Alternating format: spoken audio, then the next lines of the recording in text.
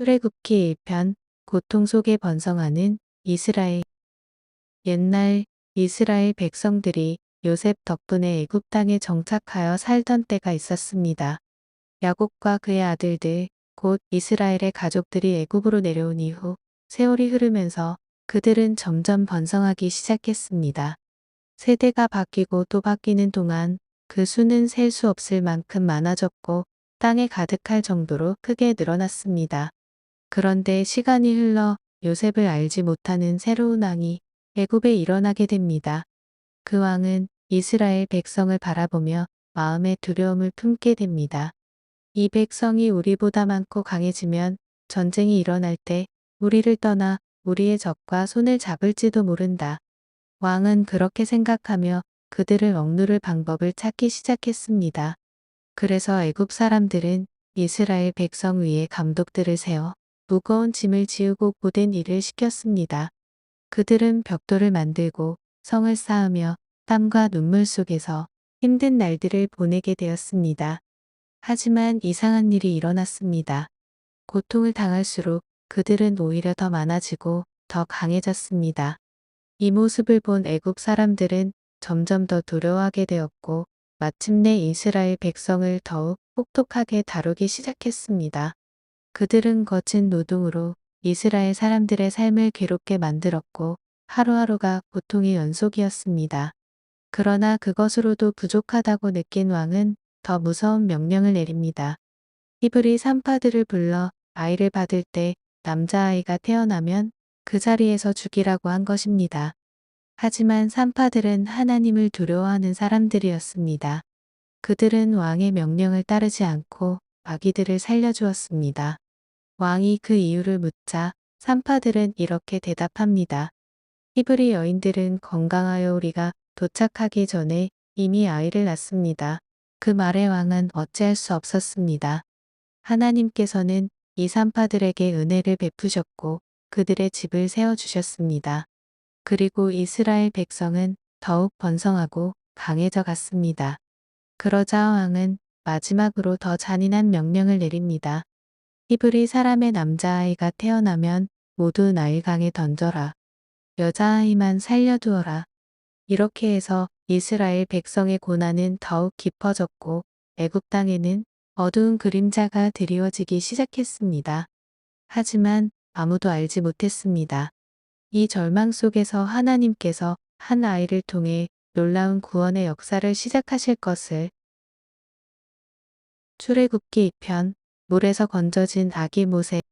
이스라엘 백성이 애굽에서 혹독한 노예 생활로 신음하던 그때였습니다. 레위 지파의 한 가정에 아기가 태어났는데 그 아기는 매우 아름다워 어머니는 아기를 3달 동안 숨겨 키웠습니다. 더 이상 숨길 수 없게 되자 어머니는 갈대 상자를 만들어 역청을 발라 물이 새지 않게 하고 그 안에 아기를 넣어 나일 강 갈대 사이에 띄워 놓았습니다. 아기의 누이는 멀리서 지켜보고 있자 마침 바로의 딸이 목욕하러 나일 강으로 내려와 갈대 사이에 있는 상자를 발견했습니다. 시녀에게 상자를 가져오게 하여 열어보니 아기가 울고 있자 공주는 히브리 사람의 아기로 알아보고 그녀의 마음에 연민이 생겼습니다. 그때 누이가 다가와 히브리 여인 중에서 이 아이에게 젖을 먹일 유모를 불러드릴까요? 공주가 허락하자 누이는 곧 어머니를 데려왔고 어머니는 자신의 아기에게 젖을 먹여 키웠습니다. 아기가 자라자 바로의 딸에게 데려갔고 공주는 자신의 아들처럼 길러 이름을 모세라고 지었는데 내가 그를 물에서 건져냈다는 뜻이었습니다. 세월이 흘러 장성한 모세가 어느 날 동족 히브리 사람들이 애굽 사람에게 학대받는 모습을 보자 그 애굽 사람을 쳐 죽이고 모래 속에 숨겼습니다. 다음 날 두 히브리 사람이 다투는 것을 보고 말리려 하자 그들은 오히려 모세를 향해 누가 너를 우리의 지도자로 세웠느냐? 어제 그 애굽 사람처럼 우리도 죽이려 하느냐? 모세는 두려웠고 일이 바로에게 알려지자 그는 애굽을 떠나 미디안 땅으로 도망갔습니다.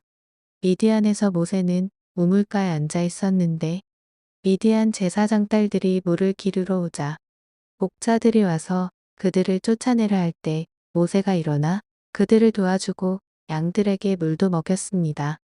그 일로 모세는 그 집에 머물게 되었고 제사장의 딸 십보라와 결혼해 아들을 낳았는데 이름을 게르솜이라 지었습니다. 게르솜은 내가 타국에서 나그네가 되었다는 뜻이었습니다. 한편 애굽에서는 이스라엘 백성들의 고통이 여전했고 그들은 괴로움 속에서 하나님께 부르짖었습니다. 그들의 탄식이 하늘에 닿았고 하나님께서는 아브라함과 이삭과 야곱에게 하신 언약을 기억하셨습니다.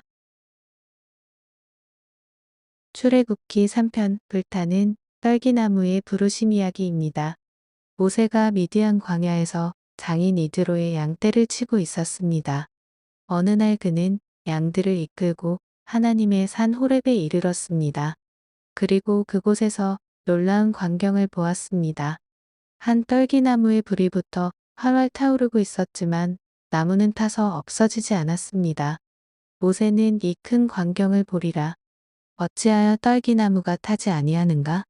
하며 가까이 다가가려 했습니다. 그때 하나님께서 불꽃 가운데서 그를 부르셨습니다. 모세야, 모세야. 모세가 대답했습니다. 내가 여기 있나이다. 하나님께서 말씀하셨습니다. 이리로 가까이 오지 말라. 내가 선 곳은 거룩한 땅이니 내 발에서 신을 벗으라. 모세는 두려워 얼굴을 가렸습니다. 하나님께서 다시 말씀하셨습니다. 나는 내 조상의 하나님이니 아브라함의 하나님, 이삭의 하나님, 야곱의 하나님이라. 내가 애굽에서 고통받는 내 백성의 소리를 듣고 그들의 괴로움을 알고 있다. 그러므로 내가 내려가서 그들을 애굽의 손에서 건져내어 젖과 꿀이 흐르는 좋은 땅으로 인도하려 한다. 이제 내가 너를 바로에게 보내어 내 백성 이스라엘 자손을 애굽에서 인도하여 내게 하리라. 모세가 놀라며 말했습니다. 제가 누구이기에 바로에게 가며 이스라엘 자손을 인도해 내겠습니까? 하나님께서 대답했습니다. 내가 반드시 너와 함께 하리라. 모세는 여전히 두려웠습니다. 그들이 내 말을 믿지 않으면 어떻게 합니까? 그러자 하나님께서 자신의 이름을 알려주셨습니다. 나는 스스로 있는 자니라. 너는 이스라엘 자손에게 이르기를 스스로 있는 자가 나를 너희에게 보내셨다 하라. 하나님은 또 이스라엘 장로들을 모아 함께 애굽 왕에게 가라고 하시며 처음에는 바로가 보내지 않겠지만 강한 손으로 치면 결국 보내게 될 것이라고 약속하셨습니다. 또한 이스라엘 백성이 애굽 사람들에게 은과 금과 옷을 받아 빈손으로 나오지 않게 하시겠다고 말씀하셨습니다. 광야의 조용한 그날 불타는 떨기나무 앞에서 시작된 하나님의 부르심은 곧 이스라엘을 구원하는 위대한 역사로 이어지게 됩니다. 출애굽기 4편 망설이는 모세와 하나님의 표적 이야기입니다. 하나님의 부르심을 받은 모세는 여전히 두려움에 사로잡혀 있었습니다. 그는 조심스럽게 하나님께 말했습니다. 그들이 저를 믿지 않고 제 말을 듣지 않으면 어떻게 합니까? 하나님께서 물으셨습니다. 내 손에 있는 것이 무엇이냐? 지팡이입니다. 그것을 땅에 던지라. 모세가 지팡이를 던지자 순식간에 뱀이 되었습니다. 놀란 모세가 물러서자 하나님께서 다시 말씀하셨습니다. 그 꼬리를 잡으라. 모세가 두려움을 이기고 잡자 뱀은 다시 지팡이로 돌아왔습니다. 하나님은 또 다른 표적을 보여주셨습니다. 내 손을 품에 넣어라. 모세가 손을 넣었다가 꺼내니 손이 나병처럼 하얗게 변해 있었습니다. 다시 품에 넣었다 꺼내니 깨끗하게 돌아왔습니다. 만일 이 두 표적도 믿지 않거든 나의 강물을 떠다가 땅에 부어라. 그 물이 피가 될 것이다. 그럼에도 모세는 망설였습니다. 저는 말을 잘하지 못합니다.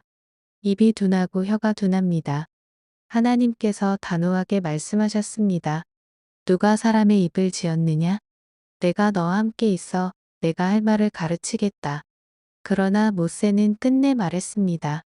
주여, 보낼 만한 다른 사람을 보내소서. 그 순간 하나님의 노가 모세를 향해 일어났으나 하나님은 그를 버리지 않으셨습니다. 네, 형 아론이 있지 않느냐? 그는 말을 잘한다. 그가 널 도울 것이다. 내가 너와 그의 입에 함께 있어 너희가 할 일을 가르치겠다. 모세는 마침내 하나님의 부르심을 받아들였습니다. 그는 장인 이드로에게 작별 인사를 하고 아내와 아들들을 데리고 애굽으로 향했습니다. 길에서 하나님께서 다시 말씀하셨습니다. 내가 애굽으로 돌아가거든 내가 내 손에 맡긴 이적들을 바로 앞에서 행하라. 이스라엘은 내 아들, 내 장자라. 한편 하나님은 아론을 광야로 보내 모세를 만나게 하셨습니다. 두 형제는 기쁨으로 서로 하나가 되었습니다. 그들은 이스라엘 장로들을 모아 하나님의 말씀과 표적을 전했습니다. 백성들은 하나님께서 그들의 고통을 돌아보셨다는 소식을 듣고 감동하여 머리를 숙여 경배했습니다. 이제 모세와 아론을 통해 이스라엘을 구원하실 하나님의 놀라운 역사가 시작되려 하고 있었습니다. 출애굽기 5편 더 무거워진 짐. 모세와 아론은 바로 앞에 서서 담대하게 말했습니다. 이스라엘의 하나님께서 말씀하시기를 내 백성을 보내라 하셨습니다. 그러나 바로는 그 말을 비웃었습니다. 여호와가 누구이기에 내가 그의 말을 듣고 이스라엘을 보내겠느냐? 오히려 그는 백성들을 더 힘들게 만들었습니다. 벽돌을 만들 때 쓰던 짚을 더 이상 주지 않으면서도 같은 양을 요구했습니다. 이스라엘 백성은 고통 속에 빠졌습니다.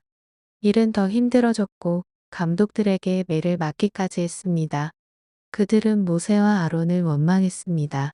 당신들이 우리를 더 어렵게 만들었습니다. 모세 역시 마음이 무거워졌습니다. 그는 하나님께 나아가 부르짖었습니다. 주여, 어찌하여 이 백성을 괴롭게 하십니까? 왜 나를 보내셨습니까? 하나님께서는 조용히 말씀하셨습니다. 이제 내가 바로에게 어떻게 하는지 보게 될 것이다. 지금은 더 어려워 보였지만 하나님의 계획은 이제 막 시작되고 있었습니다. 이야기가 좋았다면 구독과 좋아요도 부탁드립니다. 이 말씀으로 오늘 하루가 평안하시길 바랍니다.